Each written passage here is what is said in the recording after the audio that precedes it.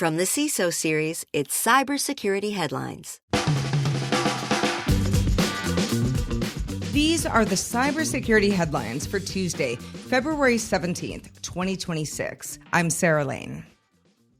Eurail stolen traveler data now up for sale. Eurail says data stolen in a recent breach is now being offered for sale on the dark web, with a sample also posted to Telegram. The Netherlands-based RailPass operator previously confirmed attackers accessed its customer database, exposing information including names, passport and ID numbers, IBANs, health data, and contact details. The company is still determining how many customers were affected and says it will notify individuals once the investigation is complete, while urging users to reset passwords and monitor bank activity. EU Parliament blocks AI features. The European Parliament has disabled built-in AI features on work tablets and phones used by lawmakers and staff after its IT department said it could not guarantee the tool's data security. An internal email said some features send data to cloud services, even for tasks that could run locally, and the extent of shared data is still being assessed. Core apps like email and documents are unaffected, but officials were advised to avoid exposing work information to AI tools and to be cautious with third-party AI apps on personal devices. Japan's Washington Hotel discloses ransomware hit.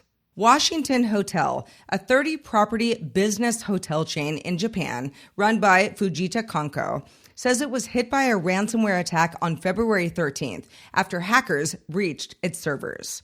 The company disconnected affected systems and is working with police and external security experts, confirming that business data was accessed. It says customer data is likely safe because it's stored on separate systems, though some operations, including credit card terminals, were temporarily affected. Google patches Chrome 0 Day, exploits surface. Google issued an emergency patch for Chrome's first 0 day of 2026, a high-severity use after free flaw in the browser's CSS handling. The bug could let attackers run code inside the browser sandbox via a malicious web page, and Google says it was already being exploited in the wild before the fix. Security researcher Shaheen Fazim reported the issue on February 11th, and patched versions are now rolling out for Windows, macOS, and Linux. Huge thanks to our sponsor, Conveyor. Here's a fun question. Would you rather support more enterprise deals or answer fewer security questionnaires? Moving up market usually means more scrutiny and more security questions. Instead of hiring more people or slowing sales, Alteryx used Conveyor's AI to automate customer security reviews like questionnaires, SOC 2 requests, and all the back and forth. They supported 200% growth and over $500 million in pipeline with a 4-person team. If you're tired of choosing between growth and sanity, check out Conveyor at conveyor.com.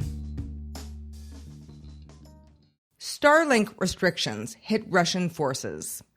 Ukraine's new national verification system for Starlink terminals is disrupting Russian forces after it confirmed Russia was using Starlink-equipped drones for real-time control. Only registered devices now work in Ukrainian-controlled territory, and officials say the change has already reduced kamikaze drone attacks and disrupted coordination. Ukrainian authorities warn Russia is trying to recruit civilians to register terminals on its behalf, while a hacker group claims it tricked Russian soldiers into revealing locations and paying to restore blocked devices. Operation Doppelbrand, weaponizing Fortune 500. SOC Radar researchers say a financially motivated group dubbed GS7 is running a phishing campaign called Operation Doppelbrand that impersonates Fortune 500 brands to steal credentials. The operation, active since at least late 2025, targets major financial institutions and other high-value companies using more than 150 spoofed domains and highly accurate login pages. Stolen credentials and device data are sent to Telegram bots, and victims may have remote management tools installed, suggesting GS7 may sell access to ransomware groups as an initial access broker. Compromised password managers? Maybe not.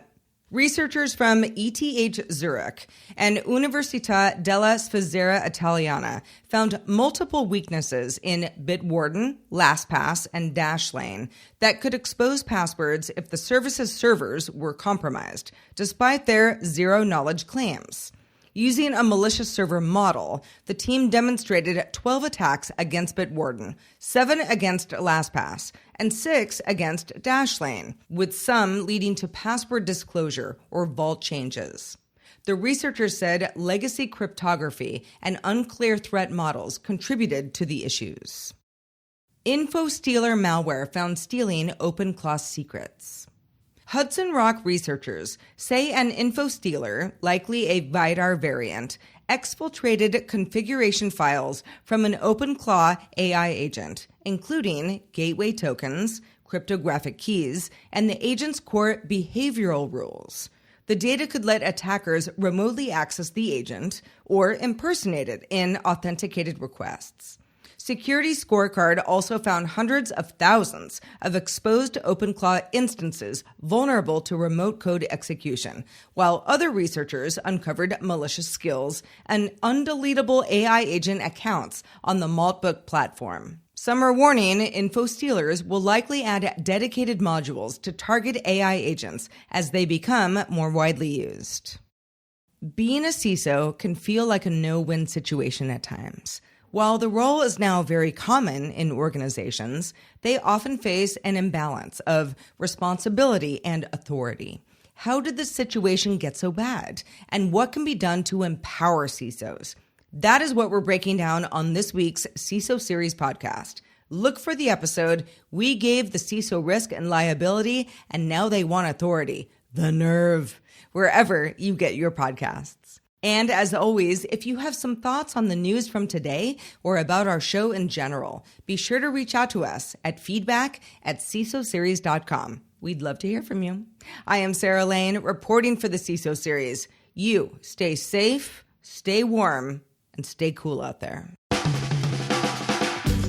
Cybersecurity headlines are available every weekday. Head to cisoseries.com for the full stories behind the headlines.